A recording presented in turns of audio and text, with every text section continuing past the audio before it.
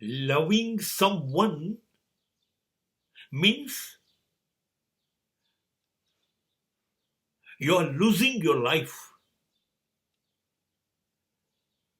When you are saying that, I love you,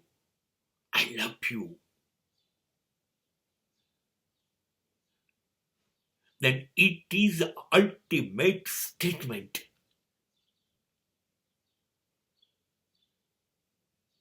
It is your Brahma Vakya. જ્યારે તમે કહો છો કે હું પ્રેમ કરું છું,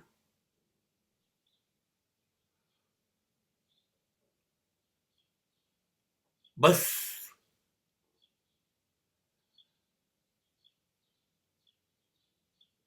હવે જેને લોકો કે સમાજ જિંદગી કહે છે એ તો સમાપ્ત થઈ ગઈ. કેમ કે સમજણ, ડાપણ અને સમાજ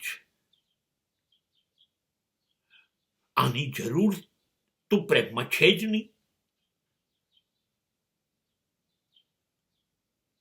ડાપણ ગેરહાજર થાય, સમાજ ગાયબ થાય. અરે એ તો બધું ત્યારે થાય જ્યારે પ્રેમ થાય. પ્રેમ થાય એટલે પ્રેમ જ થાય. પ્રેમ સિવાય તમને બીજું કશું આવડે જ નહીં. You are full time lover. જાગતા સૂતા પ્રત્યેક ક્ષણ પ્રેમમય બની જાય. ખસે કેવી રીતે? પ્રેમીનું નામ, પ્રેમીની યાદ, આ બધું સ્મરણમાંથી ખસે કેવી રીતે? એટલે કહું છું, પ્રેમ આપણને થતો નથી. ક્યારેય જુઠ્ઠા છીએ. કેમ કે પ્રેમ થાય પછી બીજું કશું થાય જ નહીં. જિંદગી જ નકામી થઈ જાય. જિંદગીમાં પ્રેમ પ્રેમ પ્રેમ એ સિવાયનું અચ્છા પછી કરવાનું શું? કેમ કે જિંદગીમાં બીજું કશું જ પ્રેમ સિવાય કરવા જઈએ તો એ તો ગણતરી છે, સોદાબાજી છે, વેપાર છે, કમાવું છે, નફો છે, ખોટ છે. પ્રેમ સિવાય કરવા જઈશું તો આ બધું છે. અને આ બધું જો થશે તો પ્રેમ છે નહીં. માણસ નકામો થઈ જાય છે જો પ્રેમ થઈ જાય તો. હવે એને પ્રેમ સિવાય કશું કરવું છે એ વાત જ એના મગજમાં બેસશે નહીં. જીવનમાં ક્યારેય પ્રેમ કરવો નહીં. કેમ કે થઈ જશે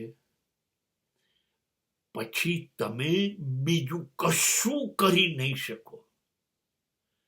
માત્ર પ્રેમ કરશો અને આખી જિંદગી તમારી પ્રેમ પાછળ જ પસાર થશે. કેટલી ખતરનાક સ્થિતિ છે ખબર છે? મળી જાય પ્રેમ તો એના વગર રહી નથી શકાતું. પ્રત્યેક ક્ષણ એ જ યાદ, એ લાગણી મને મળે. અને ના મળ્યા પછી જીવનમાંથી ગાયબ થઈ ગયો તો જીવન જ ક્યાં રહ્યું? તેરે બિના આ ગયે ચાંદની, પછી જીવન જ નથી રહેતું. બસ પછી જીવન રીબાશે, તડપશે, ખબર પડી જશે કે મને જ્યાંથી પ્રેમ મળતો હતો એ એ એ સ્ત્રોત, એ જગ્યા, એ સોર્સ રહ્યો નથી. હું પ્રેમ વગર હવે જીવીશ કે? જીવન ગાયબ બંને સ્થિતિમાં થાય છે. પાત્ર જોડે હોય છે તો ક્ષણ પણ એ ખસે એ સહન નથી થતું, અને પાત્ર ખસી જાય જીવનમાંથી તો કોઈ પણ ક્ષણ સહન નથી થતી.